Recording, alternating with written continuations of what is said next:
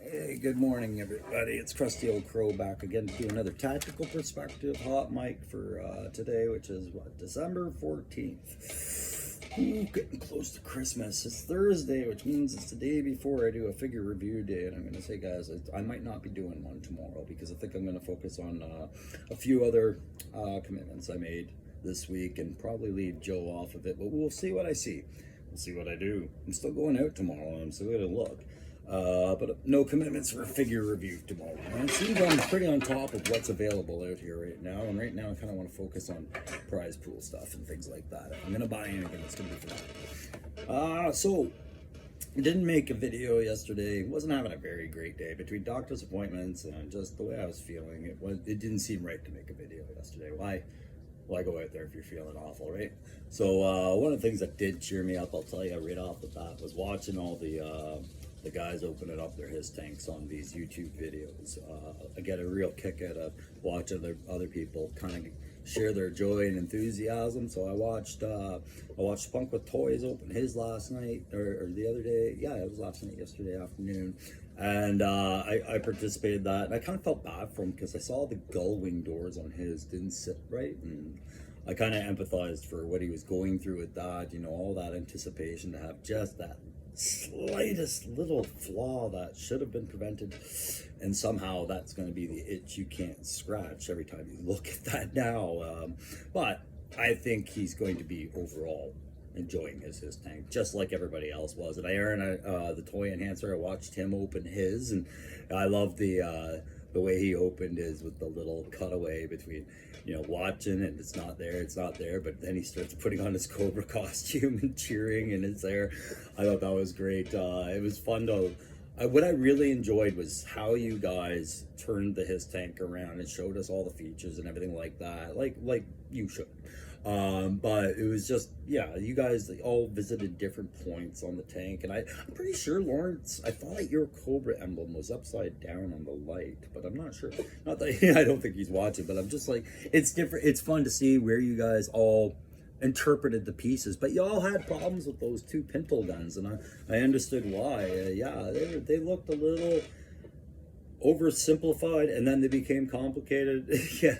Anyways, what was Crow going to talk about today? Well, first off, guys, yeah, I'm going to throw my hat in the ring and give you my opinion on the Hasbro layoffs, because I had to do some reading and listening about that to understand where that was, because that's a hard hit to listen to as a guy like me, hearing that a company like Hasbro, whose products I love so much with the Joe Classified line, would do that whole layoff thing at this time of year. And I'll have an opinion on that. I'm also going to have an opinion on a couple of thoughts I had while I was watching the tank review. And I know I put it as a comment on Aaron, the Toy Enhancer's video he did, but I really could, when the interior of the his tank was being shown, and I'll show you guys a picture.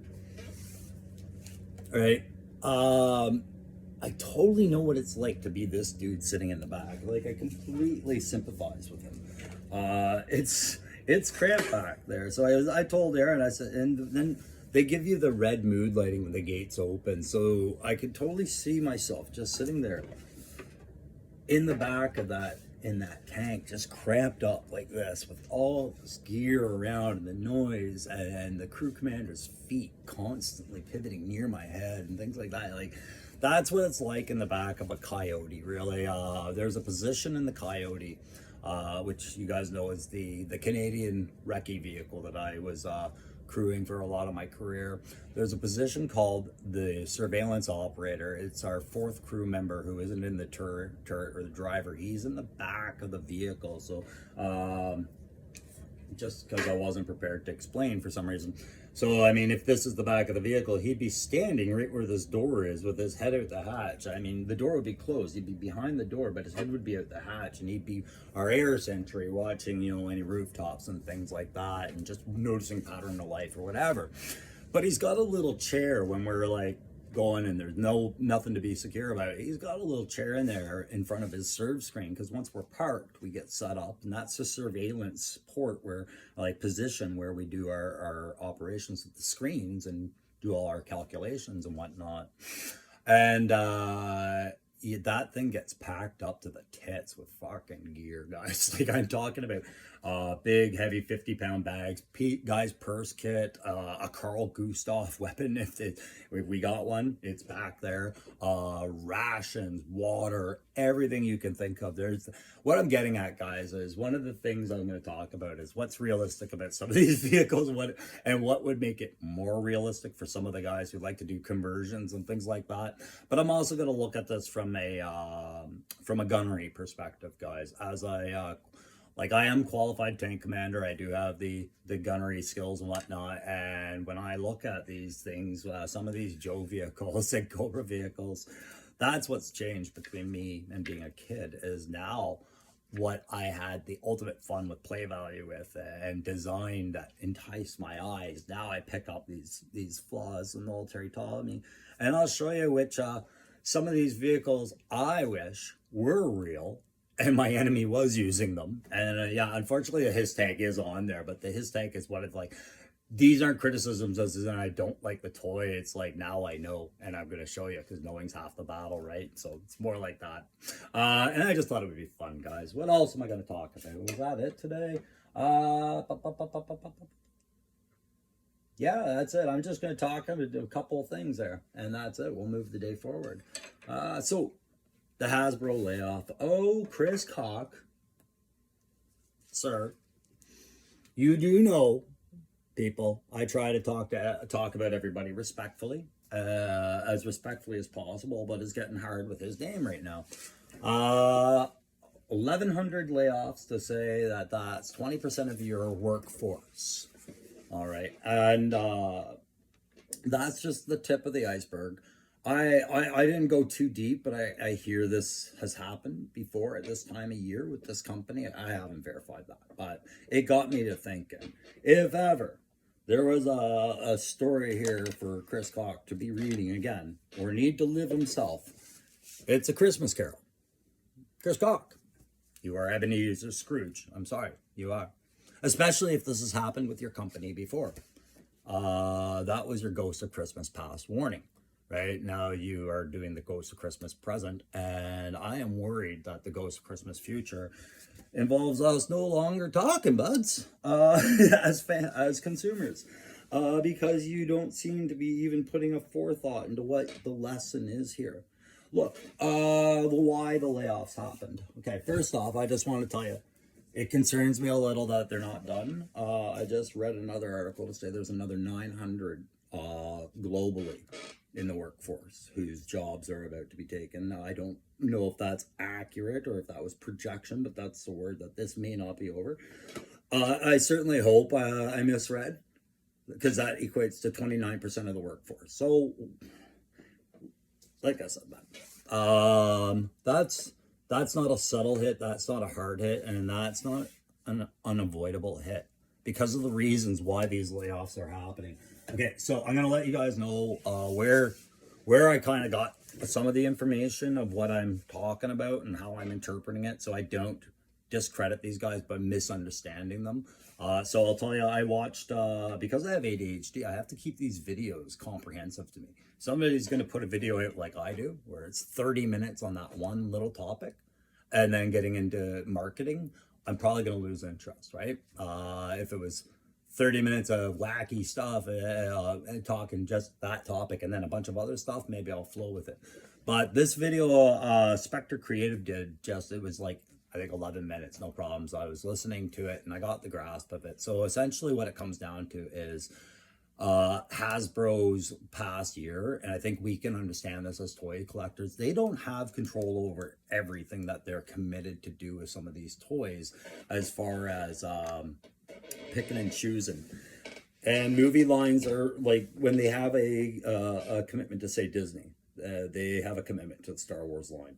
And when the Star Wars movies aren't performing, there's still a toy line commitment that they have to do, right? And so the last few Star Wars movies, they haven't resonated well with a lot of the old traditional Star Wars fan, and they've been accused of many things from woke culture to, jumping the sharks and doing everything, wrong, right? So of course the toy sales were going to get affected. But you look at others, like they've backed a few things that didn't go places. I use Indiana Jones. Some of the Disney movie lines got overinflated with their toys availability and new numbers, and they overestimated their market, right? So I could feel for that, where your company's tied to produce something that you know is not going to sell, yet you're going to do it, and that's only half the problem. Like I'm sorry, but Hasbro don't get to use that as an excuse at all, and I'll go into why after. The other half of the reason apparently was this the environmental concerns. And I liked Spectre Creative, how he approached this. He reminds you that while everybody wants to go enviro, we're not talking about a cheap process here, especially for a manufacturer. If you're using like wood, it's expensive to sculpt. You need a lot of what is it, made by hand as opposed to pressed by machine. You need a lot of time with these products to make them. So to do enviro toys and everything is a different beast, but just even going into environmental packaging, and then we've talked about this at great lengths on so many channels as a community. This was proof in the pudding right here. They know that's what costs them. That was the other half of it. By going into a packaging where you can't actually physically see the toy, nor the components that it's coming with, there was no appeal or understanding, full understanding of what that toy was, because as good as digital box art rendering is, there's still that mystery of what's in the box. What's in the box, man? So it costs them. It costs them hard. Okay, so what? Now you got to lay off all this stuff. Sure, I can understand that that's going to cost people their jobs, but your fucking decision could have been seen. Look, guys, any successful company is going to sit in boardrooms and forecast and look into the future. And they're going to do exactly what we were trained to do in the military, where we're planning a mission and we're going through all our tactical considerations. You're going to look and say, when this happens, what happens if it goes right? Great. So what? So what? So what? So what? So what? And you see your desired outcome. But as a responsible person reflecting shareholders, stakeholders, and people's jobs and livelihoods, you have the responsibility to do the exact opposite afterwards and go, okay, so it goes disastrously wrong. So what? So what? So what? Okay, now we know the worst case scenario. And when you plan, you have to look at that and go, okay, anything's possible there, so let's play this game properly. Plan for your friggin' worst case scenario. You know things might go bad. You're not dumb. You all have degrees on your wall if you're running that company for some sort of marketing. You can't tell me you didn't know there was a risk of layoffs well in advance when you committed to the plan to change your packaging, and when you were producing these movie figures knowing that they were probably not going to hit those revenue marks. You knew about this. You've been running this company for decades and decades and decades and decades. Well before I was a kid, and when my dad was a kid, there was a Hasbro. This is not new. And yet you failed to plan for your layoffs. You timed this as a toy company over a Christmas holiday. That's ridiculous. That is completely oblivious to your market and your consumers, and and disrespectful to all of them. Why do people buy toys? Gifts for children. When do we give gifts for children? Not Christmas. You just made it hard for 1,100 to possibly more employees to do that, of a toy company. This is the groundworks of one of the most epic, sad tale toy movies I've ever heard. You have lost your way, Hasbro. Chris Hawk, you are not thinking it out. You could have planned this for any other quarter. You could have seen these layoffs coming and saying either we do it in the third quarter prior to October or November, or we do it in the fourth quarter after January 30th. You can talk about it all, but don't execute it right over Christmas. You don't do that to people. That's ridiculous. You cannot tell me that was not avoidable, and that's what I'm outraged. Layoffs happen. Every company goes through them. Bud Light was the most popularized, and again, this is Spectre Creative that used this comparison. Bud Light's entire sales dropped when they took on a new controversial spokes celebrity. They dropped, and everybody was watching this. But while Hasbro was doing all this stuff, right? Like, nobody was paying any mind to watching what was going on with Hasbro. But both companies know the risks they're taking. If they're not, fire the goddamn people steering the ship before it crashes in the rocks. This is crazy. Anyways, that's my heated opinion about that. And you guys hear me. I like Hasbro, or as a production line, and I often say things like, God, I wish I could be a Hasbro hype guy. I wish I could be a part of that creative team. I wish I could sit in that boardroom. But on a day like this, with news like that, man, I wouldn't even hold the door open for a guy wearing a Hasbro t-shirt right now. I'd be like, man, that was a low blow. That was a low blow. No, I'm not going to boycott your product, but no, I'm not going to blow sunshine up Hasbro's ass either. That was a cold move, man. So I'm going to move on. I'm going to get out of this. So, look, his tank, gunnery, tank stuff, all that. Okay. I have some logic flaws with a lot of vehicles, and the his tank's up there. And I'm just for humor, I'm going to tell you, like, I wish some of these vehicles were actually in a combat situation against some of our others, because there are logic flaws of vehicles. And I thought it would just be a fun way to kill a few minutes, guys. So the Polar Battle Bear, for one, is an example of a realistic vehicle that was made outside of its idea. Like, you would never have that much arsenal, but I don't have that many problems with a lot of these. I'm just showing you kind of borderline ridiculous, where you draw attention to a vehicle that cannot take the attention. Polar Battle Bear has a couple of 50 cals embedded in there and a couple of missiles, and they even say it's for battle, right? Why would you ever draw fire on an open top vehicle? But it's not the ones I want to focus on. It's just that kind of idea of, when we focus on making a fun toy, do we need to focus on whether it's realistic or not? So one of the ones I've always had a fun time with the Fang. I think a lot of kids had at least one of these, and it was one of my favorite little toys to buzz around the house and buzz around. I always had Joe stealing it because I always thought it was too good for Cobra, right? And now as I look at it as an adult and with gunnery, I'm like, that is the easiest thing in the world to shoot down. I mean, it's not like Joe didn't have their own weird magnets.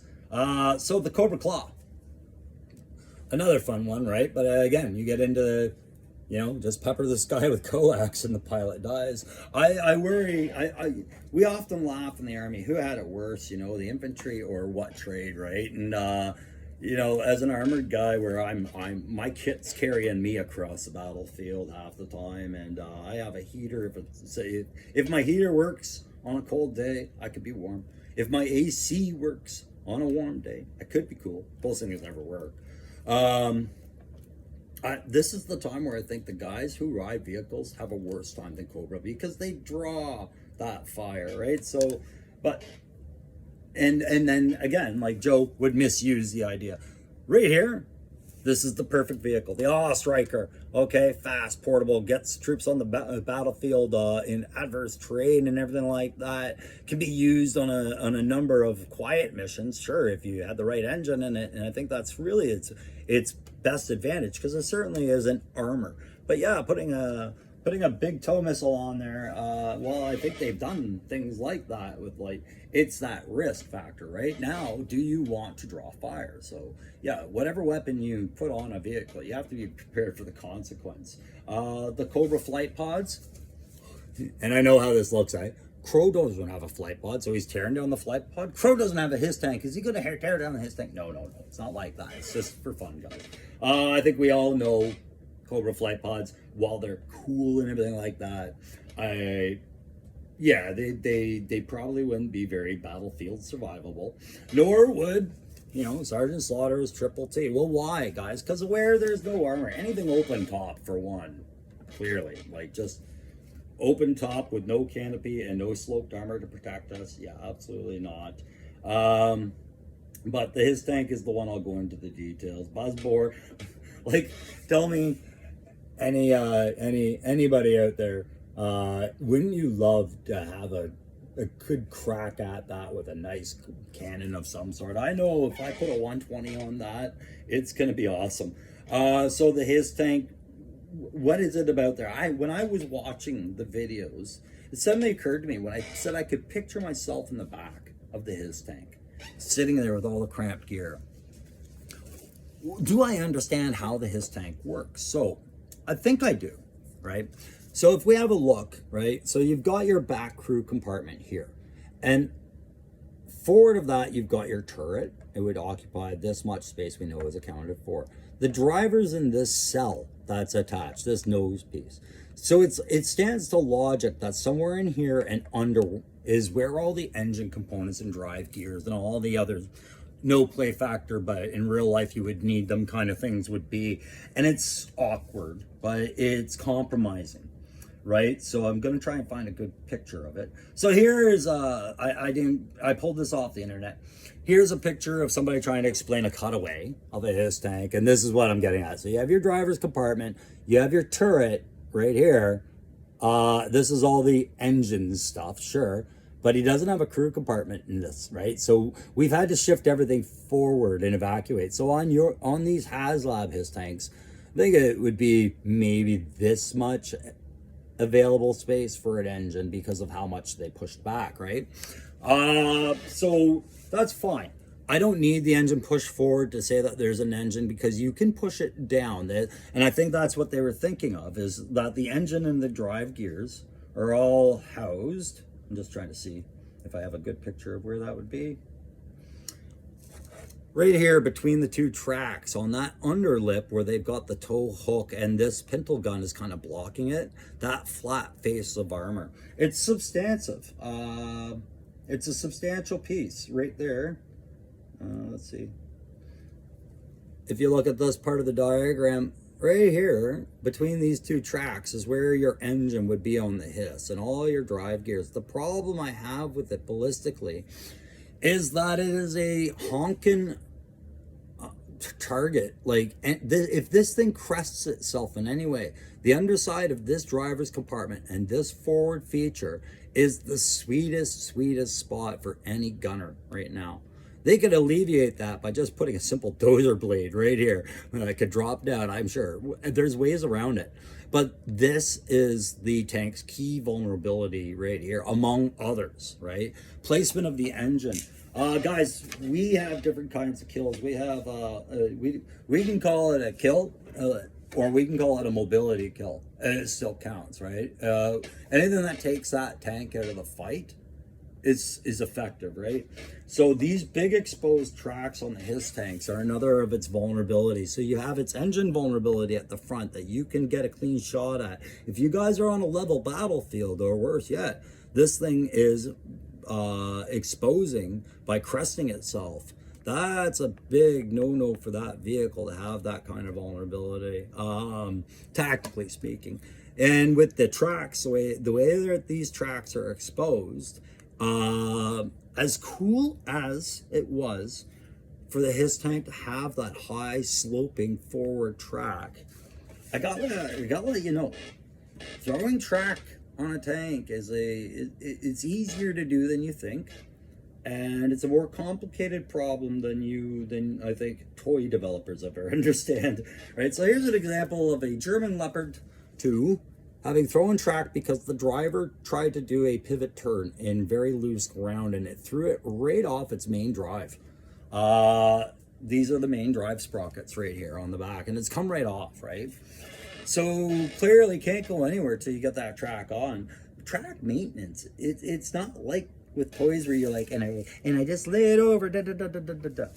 This is not a one-man lift. This is not even the guys you got in the tank can do this by themselves. This is a stop. We need some assistance. I dealt with this in Afghanistan. This is one of the firefights we kept talking about.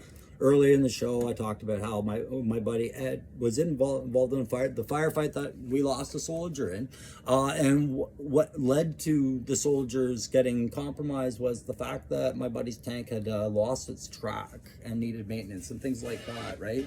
It is a big problem for a tank to throw its track.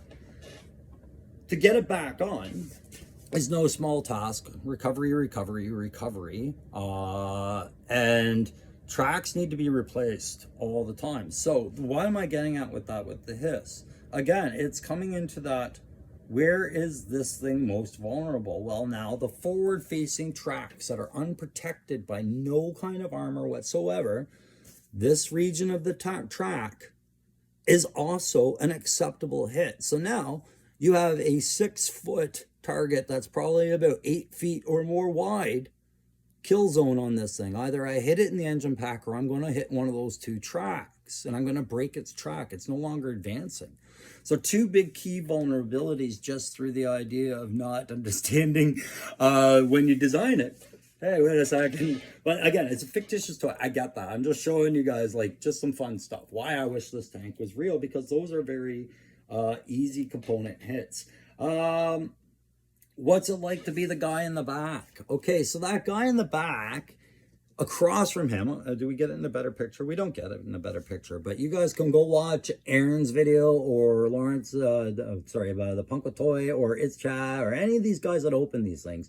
They'll show you in the back. He's just got a weapons rack, and it's a great play factor for you to put all your Cobra Trooper weapons in there, and it looks loaded up, right? It looks like he's got some space behind his head for you to possibly throw a backpack or two in there. Guys, these guys travel out with kit.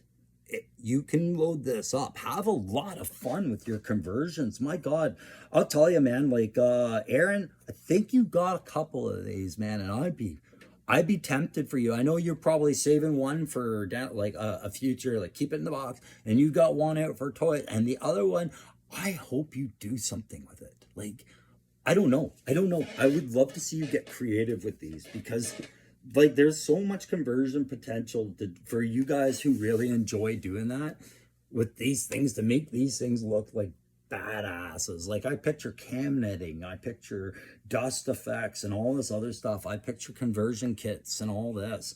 Well, I think that his tank design is beautiful, but tactically. Okay, the driver. All right, listen.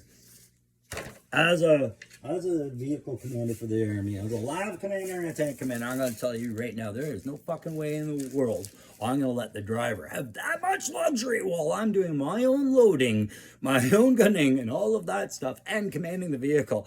I would be hating on that driver. I just as soon drive myself and put him in there. You go up there, get cold and gunnery, and do all the gunnery. I'll command the vehicle from here in this big old driver's compartment. Conversely, that big old driver's compartment is yet the third factor of the trifecta problem of forward targets for this vehicle.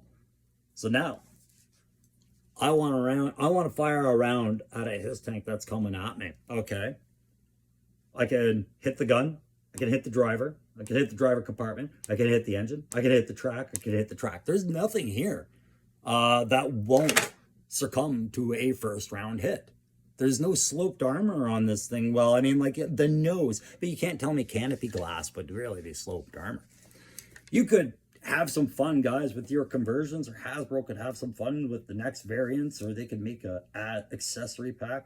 But, sorry, I never did show you.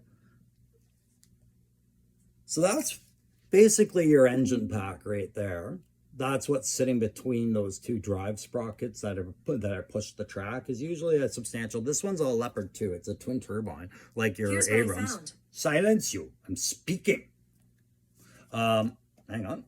We'll just solve it that way, right? So it's no small thing. It's the size of a like a Nissan Rogue half the time. And yeah, there's all there. So what I'm getting at is, yeah, everything seems to be substantial, but if you wanted to add reactive armor to the hiss, then all those things could be alleviated. If they had added just a little bit of paneling like these to the front of that engine compartment exposed into the driver's compartment, or at the front of the driver's compartment or wherever, and on the sides, what you have is a much more survivable hiss and much more understandable why it would be laid out it is. Because reactive armor, as we know, it's meant to absorb those first round hits before any round actually meets the designed armor, right? So I just thought it was funny like that, because I like I said, sitting in the back of that his tank, what I'm telling you is that guy would be hating his life. Okay, you have this loud engine that's burning, like driving right in front of that turret, coming at you through your ears. You have your turret crew commanders, whole gears and everything whirling and swirling there, and all the sounds coming from that. The airflow probably isn't that great in there, but maybe it's worse, I don't know, right? But just one guy back there ricketing along while this thing side, if it's on slopes, if it's going cross country, and he's trying to catch the rifles as they're coming off the rack, and the backpack's falling down on him. By the time that vehicle stops, he's getting out to either Ralph his brains or stretch and rack his back and blast at Joe's. But usually if that vehicle stopped, it's because he's got to get out of the burning wreck, because something shot it right in the front and either took out the engine, the track, or the driver. Okay, and that's it. That's me blathering on about the nonsense that is his tank. But as far as the look cool, play cool, and everything, that his tank is freaking amazing. I don't blame anyone for ever loving that tank. I loved it as a kid. I love it to this day. It is one of the coolest tanks to look at, and you know exactly what you look at when you're looking at his tank. You're looking at the Joe series from your childhood. You're not looking at any other property. This isn't Star Wars. This isn't any other failing franchise worth laying people over. Yeah, so yeah, I hope that didn't come off as criticism of his tank as much as it did just as fun for a gunner to sit there and go, yeah, it's really cool. Like, Joe's got some ridiculous vehicles too, but the contrast is that their tanks, the Mauler and the Mobat, are at least based off the principles of sloped armor, reinforced armor, low profile, right? Even the Slugger, you could say, oh, the Slugger's kind of like a tank, and it's big, 6 wheels and big, and well, it's a mobile artillery piece, and it's meant to sit still with fire, and that would be rearward of line, so I don't count it. But yeah, like, toys are toys. I don't ever really burden out toys with tactical views, but I think they're fun to look at every now and then. Yep, the his tank, I'd just be like, yeah, come right at me, bro. Come right at me. Bring all the his tank. Forward advance. Anyways, guys, that's going to be it for the tactical perspective today. And I guess you forgot to ask for the likes again. Likes, share, subscribe, all of that. But you know what else? I was pretty selfish with my time too, and I never welcomed the new subscribers and thanked them for showing. And remind you guys, like I said, I'm going out this weekend. It's not about a figure review. It's about trying to get a good figure for the prize pool while I see them. So I'm going to do that this weekend. And my wolf spider should be coming up soon. But don't forget about our 350 contest, guys. We're trying to get to 350 subscribers. Contest giveaway will be some personalized art that I do for the Joe picks. And yeah, sorry, if you're new, I'm drawing up little personal touch for the prize and just giving a bunch of drawings away of Joes from their respective lines and the years and things like that. I am not a professional artist, but I mean, they're not stick figures either though, right? So, but the real prize is actually the figure, and I haven't said who it is because I'm going to surprise you the day of with this. I still think it all out, but I know where the bottom line is. So yeah, like, share, subscribe. When we get to that 350, we'll start narrowing down how you're going to win that figure, and we'll go from there. Hey guys, I will talk to you on the next hot mic or the next tactical perspective. Could be a day. Could be in 10 minutes. We'll see where the day takes me. I hope yours takes you somewhere nice.